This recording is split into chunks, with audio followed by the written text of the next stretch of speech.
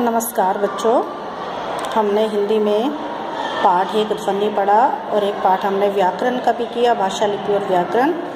आज हम हिंदी में पाठ 2 करेंगे, लाख की चूड़ियाँ। इस पाठ के लेखक कामता नाथ जी हैं।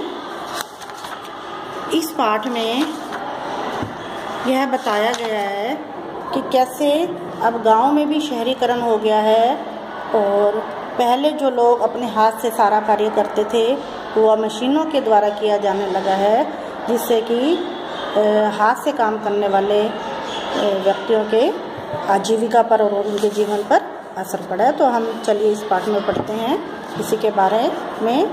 इस पाठ का जो लेखक है वो अपने मामा के गांव में जाता था और वैसे तो उस गांव के जो उसके मामा के हम उम्र थे उन सबको मामा कहना चाहिए, लेकिन गांव में वो एक बदलू व्यक्ति था, उसको वो काका बुलाता था। और वो जो बदलू था वो चूड़ियाँ बनाने, लाख की चूड़ियाँ बनाने का काम करता था और वो बची हुई चूड़ियों के जो टुकड़े थे वो गोलियों के रूप में उस बदलू को उस कवि को देता था, जिससे कवि बहुत खुश होता था। तो सारे गांव में बदलू मुझे सबसे अच्छा आदमी लगता था, क्योंकि वह मुझे सुंदर सुंदर लाख की गोलियां बना कर देता था।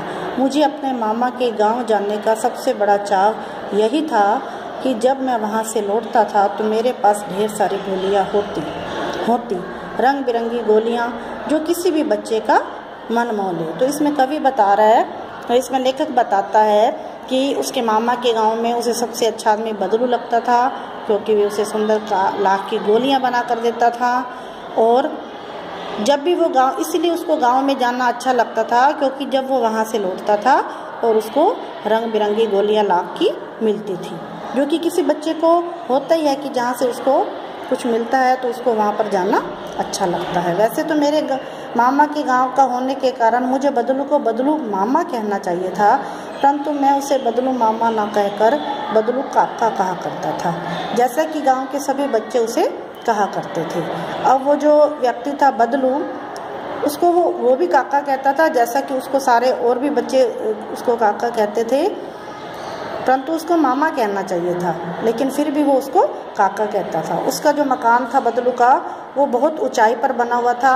मकान के सामने एक बहुत बड़ा सहन होता है, खुला सा मैदान था, खुला सा स्थान था, जिसमें एक पुराना नीम का वृक्ष लगा हुआ था और उसी वृक्ष के नीचे बैठकर बदलू अपना काम किया करता था। और बगल में भट्ठी रहती भट्ठी होता है आग को जलाने वाली अंगीठी, जिसमें आग जलती रहती है, और उस भट्ठी में वो क्या करता था, लाख को पिघलाया करता था। लाख को मेल्ट करके पिघला के फिर वो उसकी चूड़ियाँ बनाता था। और सामने एक लकड़ी की चौखट पड़ी रहती, जिस पर लाख के मुलायम होने पर वह उसे सलाख के समान पतला करके चूड़ी का आकार देता था।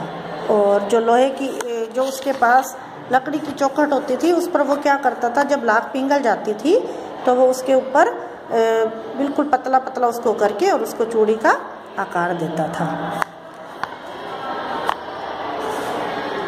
पास में 4-6 विभिन्न आकार की बेलन नुमा मुंगेरियाँ रखी रहती थी, जो आगे से कुछ पतली और पीछे से मोटी होती है। और उस बेलन के साथ साथ कुछ और भी चीज़ें रखी रहती थी, जिससे चूड़ियाँ छोटे बड़े अनेक साइज़ की बनती थी।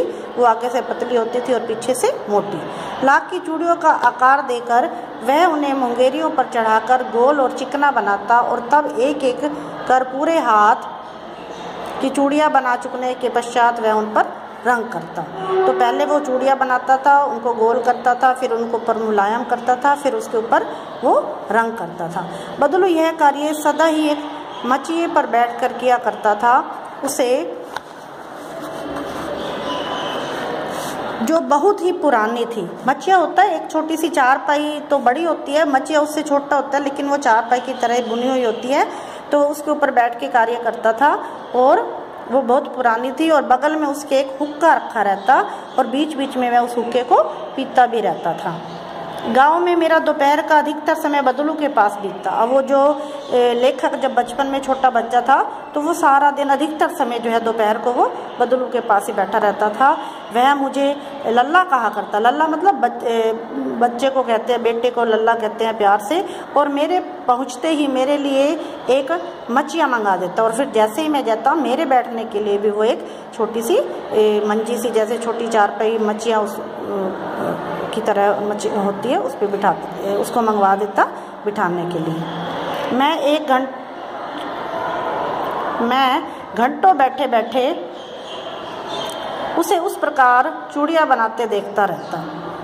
लगभग रोज़ की वह 4-6 जोड़े चूड़ियाँ बनाता, और हर रोज़ वो 4 या 6 जोड़े चूड़ियों के बनाता था। और जैसे ही वो जोड़ा पूरा हो जाता था चूड़ियों का, वह उसे बेलन के ऊपर चढ़ा देता था और कुछ क्षण उसको देखता रहता था, मानो उसे कि वो बेलन ना होकर किसी नववधू की कलाई हो। जैसे नववधू होती है जिसकी शादी होने वाली होती है, हुई होती है, उस वो चूड़ियाँ पहनती है, तो उसको उसी तरह से वो उसको बेलन के अंदर उन चूड़ियों को डाल के उनको देखता कि जैसे वो नववधू ने पहनी हुई हो।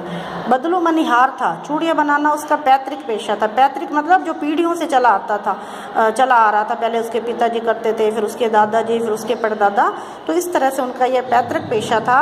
और वास्तव में वह बहुत ही सुंदर चूड़ियाँ बनाता था। उसकी बनाई हुई चूड़ियों की खपत भी बहुत थी, और उसकी चूड़ियाँ बहुत ज़्यादा बिकती भी थी, उसके यूज़ भी होती थी। उस गांव में सभी स्त्रियां उसकी बनाई हुई चूड़ियाँ पहनती थी। उस समय गांव में कोई भी कांच की चूड़ियाँ नहीं पहनता, सभी स्त्रियां उसकी बनाई हुई लाख की चूड़ियाँ ही पहनती थी। आसपास के गांव के लोग भी चूड़ियाँ उससे ले जाते थे, उसके अपने गांव के नहीं बल्कि आसपास के गांव के लोग भी उससे चूड़ियाँ ले जाते थे। परंतु वह कभी भी चूड़ियों को पैसे से बेचता नहीं था, कभी भी वह चूड़ियों को देकर उसके बदले पैसे नहीं लेता था, बल्कि वस्तु लेता था। जैसे किसी के पास कोई अनाज होता है, गेहूँ है या बाजरा है या ज्वार है या जो भी उसके पास वस्तु होती थी, वो उसको देकर और उसके बदले चूड़ियाँ ले जाता था। ये वस्तु विनिमय, पहले ज़माने में लोगों के पास पैसा नहीं होता था, तो इसलिए लोग जो है वस्तु विनिमय करते थे।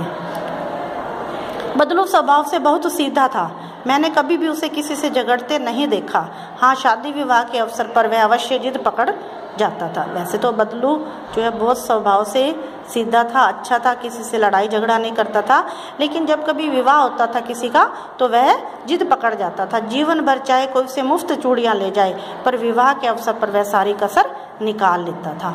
आखिर सुहाग के जोड़े का महत्व और ही होता है, क्योंकि वह सुहाग की चूड़ियाँ बनाता था, और जब शादी होती थी तो उन दोनों में वो थोड़ी सी अपनी जिद भी दिखाता था, क्योंकि चूड़ियाँ उसकी उन दिनों में थोड़ी सी वैल्यू होती थी, तो इसलिए वो अपनी सारी कसर उन दिनों में निकाल लेता था।